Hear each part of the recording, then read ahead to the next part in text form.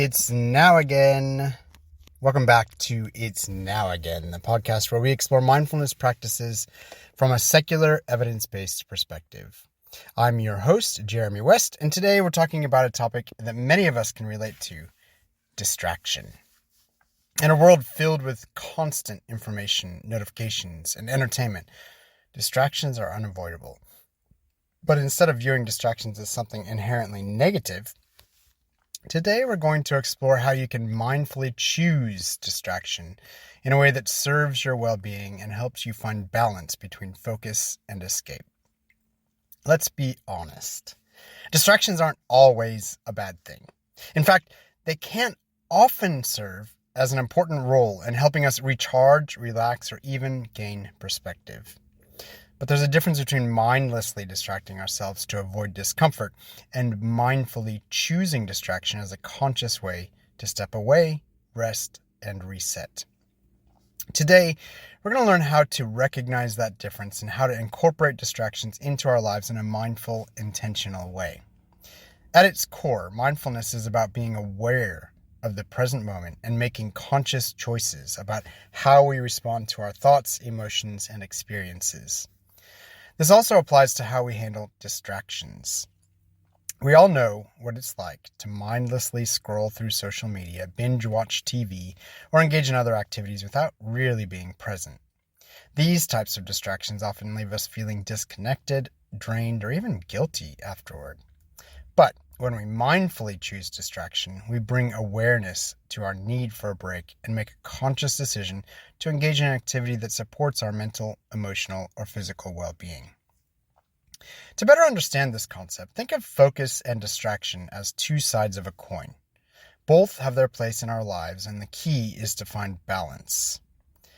Just like our muscles need rest between workouts, our minds also need moments of relaxation to function at their best. Mindful distraction allows us to step away from the tasks or stressors with awareness, giving our minds the rest they need while ensuring that we're not using distraction as a way to avoid difficult emotions or responsibilities. One of the biggest challenges when it comes to distraction is recognizing when it's helpful and when it's harmful. Mindless distraction often arises when we're feeling overwhelmed, bored, or uncomfortable, and we instinctively reach for something to escape those feelings. But these kinds of distractions can quickly spiral into avoidance or procrastination, leaving us feeling more stressed or disconnected in the long run. On the other hand, mindful distraction is intentional. It's a conscious decision to step away for a specific purpose, whether it's to relax, recharge, or shift your perspective. To illustrate the difference between mindless and mindful distraction, I want to share a story called The Archer and the Target. There was once an archer who trained every day to perfect his aim.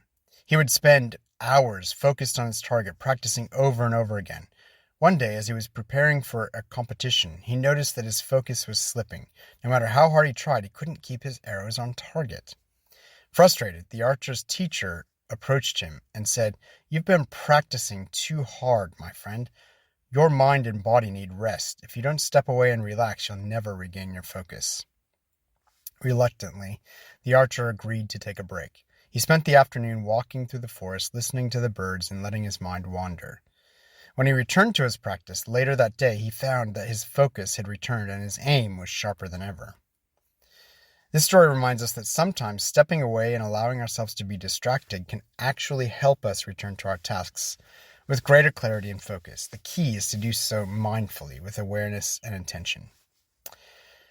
Now that we've explored the concept of mindfully choosing distraction, let's talk about some practical techniques you can use to bring more mindfulness to how you approach distractions in your daily life. Number 1, check in with yourself before choosing distraction. Before you reach for your phone, turn on the TV, or engage in another distraction, take a moment to check in with yourself. Ask yourself, why am I seeking distraction right now? Are you feeling overwhelmed and need a mental break, or are you avoiding something uncomfortable? By bringing awareness to your motivation, you can make a more conscious decision about whether distraction is the best choice in that moment. Number 2, set an intention for your distraction. If you decide that a distraction is necessary, set an intention for how you will engage with it. For example, you might say, I'm going to watch this show for 30 minutes to relax, or I'm going to take a 10-minute walk to clear my mind. By setting a clear intention, you create boundaries around your distraction and ensure that it serves a purpose rather than becoming an endless escape. Number 3, practice mindful distraction activities. Choose distractions that allow you to be present and engaged rather than zoning out. For example, instead of mindlessly scrolling through social media, you might choose to listen to a podcast that interests you, like this one, or read a book, or engage in a creative activity like drawing or cooking. These types of mindful distractions can be both relaxing and fulfilling, providing you with a break while you still keep connected to the present moment. Number 4, set time limits for distractions. It's easy for distractions to take up more time than we intended, especially when we're using them to avoid something.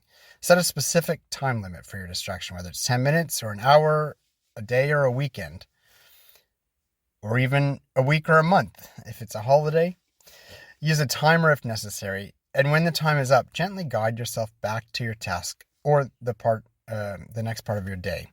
This practice helps prevent distractions from becoming procrastination. And number 5, set an intention for balanced focus and distraction.